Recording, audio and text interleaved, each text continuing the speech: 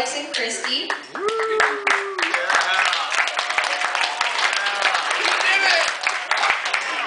I also want to thank everyone who came today. I know it meant a lot for Christy and Alex that you're all here. I also want to thank Christy and Alex for having me in their part of their wedding.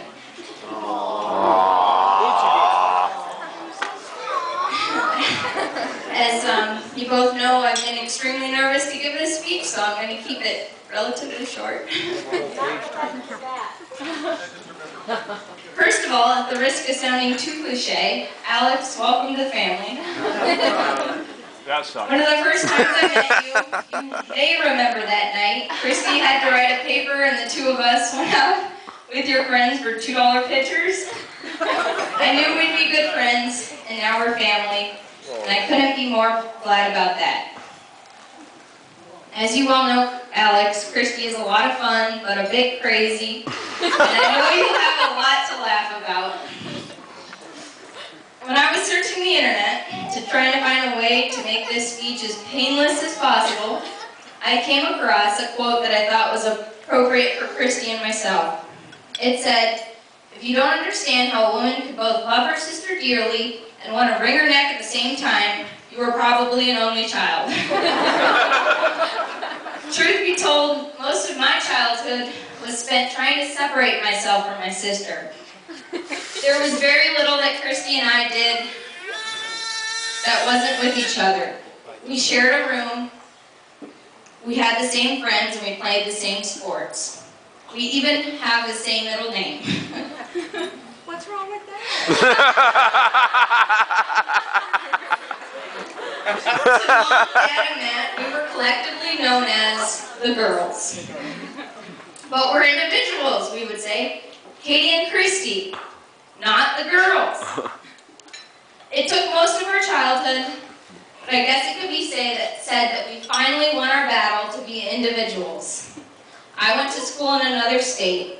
We had our own lives and no longer spent all our time together. While we still have the same middle name,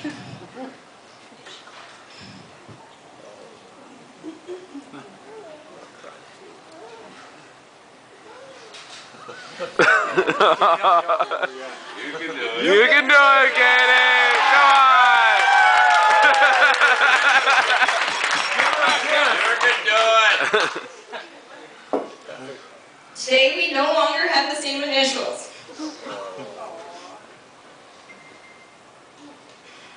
Al will change his name.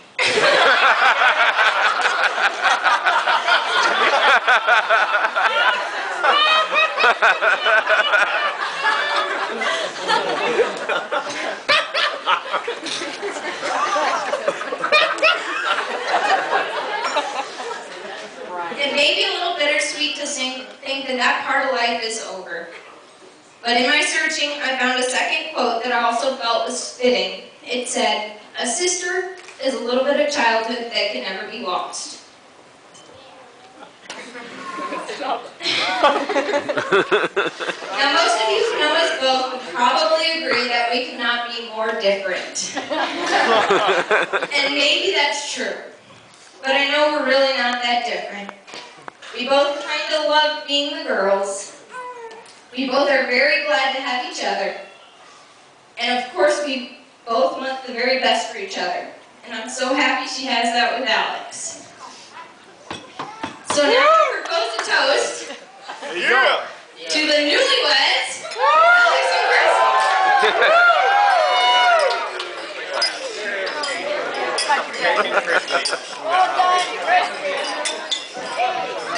And now I'm going to turn this over to Ben because I am done.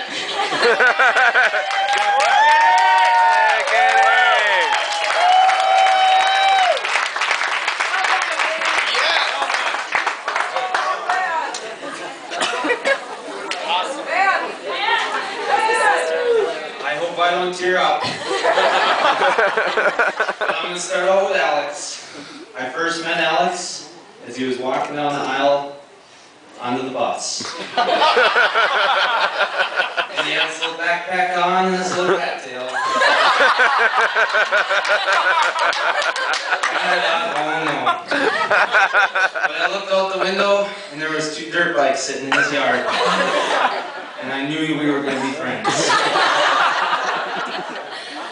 So time went by, and it evolved into building tree forts in the yard, not to just play in, but to jump out of onto the trampoline.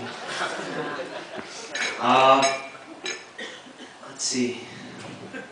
I did have this all wrote down, like 4 pages. But at the hotel. But anyway, we grew up and we couldn't ask for a better place to live. We had the lake, countryside. Some of the greatest times, best memories were the paintball wars in the woods. Woo! Yeah! Oh, times at the lake, renting a pontoon, renting jet skis. There was coolers on the pontoon. Bottled water. But then, Al kept talking about being a pilot. And I remember, just like yesterday, Al comes walking into the kitchen and he said, "Today's a special day."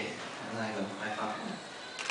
And Al, he says, "I ran out of gas." And I'm thinking, how'd you get your car here? And he goes, "No, when I was in the airplane." He's like, "I had to land in the field." And this was during Al's earliest days of his solo flights as a pilot. And then Don walked in. And I go, "Don, Al's got something to tell you." And a normal dad would have probably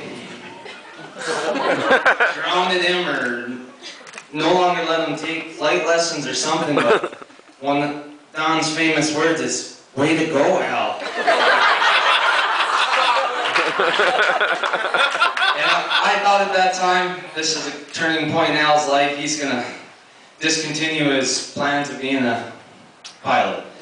But no, now he's an engineer, and he's down in Texas for his major steps to being a pilot. And then there's Christy.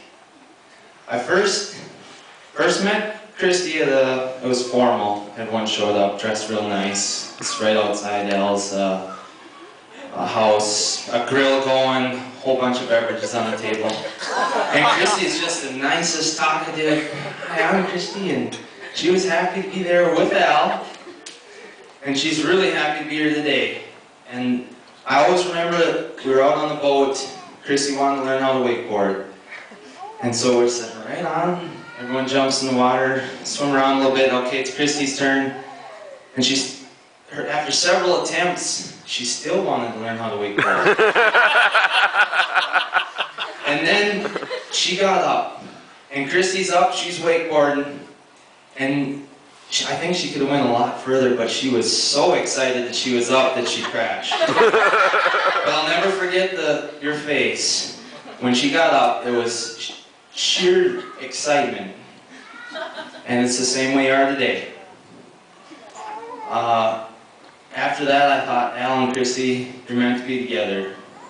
Only because you always take the times that could be embarrassing or could be, to some people, devastating, where they want to run out of here and run across the golf course or something. But they laugh about it. And they just continue to think of great ideas to make the night fun.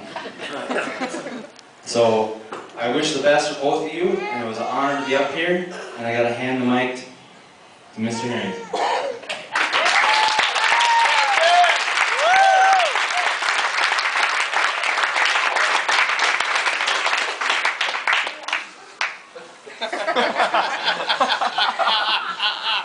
Yeah, it's those great ideas to make the night fun. I've been turning my hair gray.